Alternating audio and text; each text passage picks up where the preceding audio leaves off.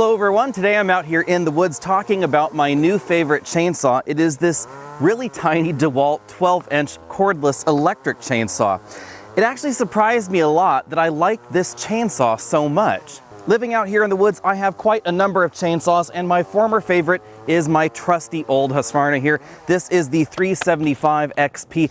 I actually have 4 different Husqvarna gasoline-powered chainsaws. I have one that's a little bit larger than this. It has a 5-foot bar on it, and then I have several that are smaller than this. But this chainsaw right here has been the workhorse that helped us clear the pad where we ended up building our house, where everything else that's gone on here in the mountain garden has happened. This has been the primary one that has felled the large trees. And we got this one because when we first moved up here, one of our family members said, "Oh, you're moving to the country, you're gonna need a chainsaw." We said, "Don't worry about it, we've already ordered one, not gonna be a problem." Their chainsaw showed up before this guy. This is the one that we'd actually ordered. We went up to one of the redwood trees that we needed to cut down, cut all the way around it, and then the tree did not fall over. So that's when we needed a bar that was a little bit bigger, like right here. But the reality is that for most tasks out and around, a 12-inch bar is actually just fine. For instance, these oak trees right back here, I could actually cut one of these down with the 12-inch bar if I needed to. It's not ideal for these particular trees because, as you can see, they're just a bit wider than that right there at breast height. And if you were to cut it right down there to the bottom, you would need the longer bar on that 357. But once the tree is cut down, this is an awful lot lighter than that Husqvarna 357, even with this larger battery pack on it right here.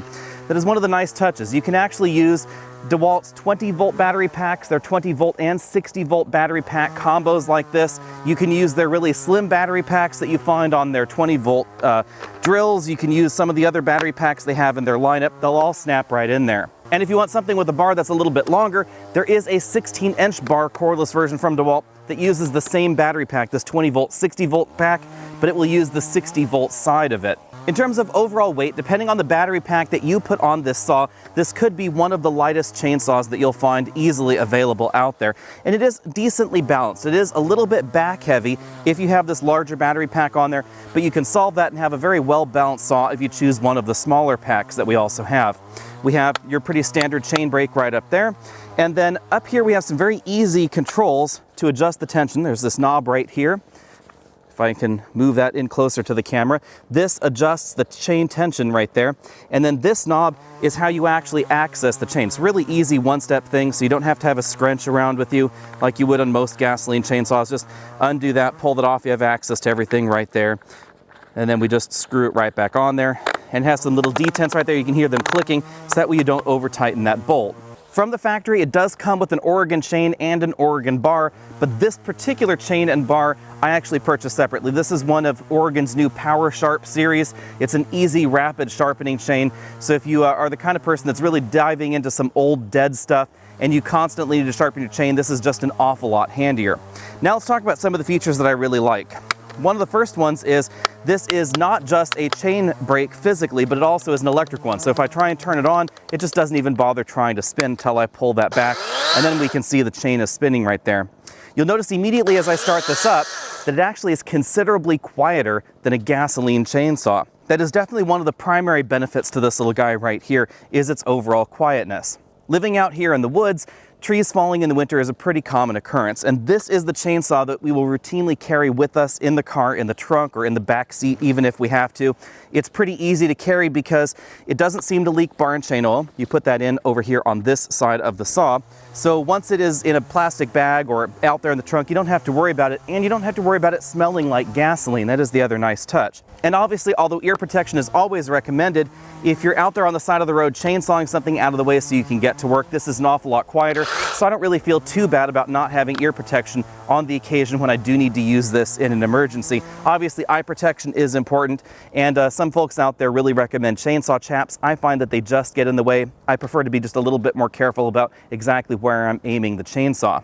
One of the other nice things about this is you'll notice how quickly the blade stops. So if I get this a little closer, you can see it spin up there and then stop. That is another really nice touch, and you'll notice that it's considerably faster stopping than the average gasoline chainsaw, whether we're talking about a big boy like this or about some of those smaller gasoline chainsaws out there.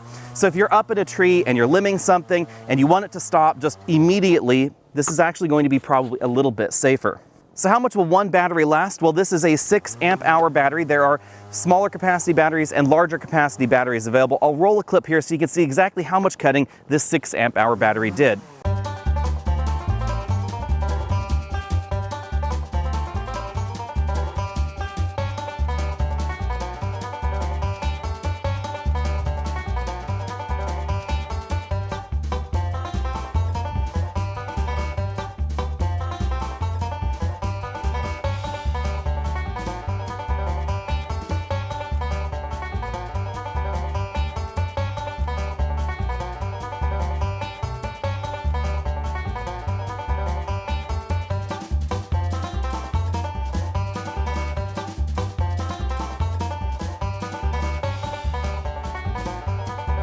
All that trimming and limbing was done with this one 6 amp hour battery. In addition to that, there were probably about 2 or 3 saplings that I cut down in advance of that clip, but you can get a general idea of how long this battery lasts. It actually lasts an awful lot longer than I thought. Now, as I said, this is ideally a small task chainsaw, keep that in mind. But something like this rotten tree right here is a pretty easy task for this to accomplish.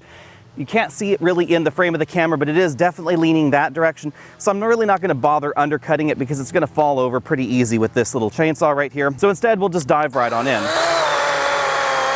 You can actually see that it cuts pretty rapidly with this Oregon chain. Now let's talk about some of the things that I don't like. The first thing that I noticed is that this chainsaw isn't well designed for undercutting. So if you have a log in this position, the ideal thing to do would be to undercut so that way it doesn't bind on the chain. But this chainsaw's design, if I pop this area open right in here, doesn't lend itself well to undercutting. You can actually see that that little plastic black bar right in there is what retains the chainsaw bar right inside and keeps it from moving up and down. And for some reason, it just seems to be more prone to bending and flexing and wearing if you're undercutting rather than making a standard cut. So that is something to keep in mind. The other two things that I noticed are we don't have the aggressive teeth that we find in most gasoline-powered chainsaws right over here. Instead, it's just sort of a little plastic toothed area. The other thing worth noting, and really this is just more me than the saw, is that I seem to forget to fill this with bar and chain oil when I swap a battery, because you will definitely run out of battery power before you run out of bar and chain oil. This actually holds a decent amount. And with a gasoline-powered chainsaw, generally speaking, most of the bodies are designed so that way when you run out of gas, you're also running out of bar and chain oil, as long as that bar and chain oil setting is at its maximum. Bottom line, if you're looking for a trusty small battery powered chainsaw, I would definitely put this DeWalt 20-volt chainsaw on your list. This is an easy thing to carry in your vehicle if you need to do that sort of thing, or just have around for very light tasks. You're still going to want a gasoline powered chainsaw at home, I would say, unless you're in an area where all you're doing is very minor gardening tasks. This would be great for someone that wants to limb trees that have 1-inch limbs or 2-inch limbs, something along those lines. Moderate tasks in your backyard, that sort of thing. But if you're looking to do more heavy duty stuff, this is not going to cut it. And I suspect a 16-inch bar would not be too much better because the motor is just not going to be as strong as some of those gasoline powered saws.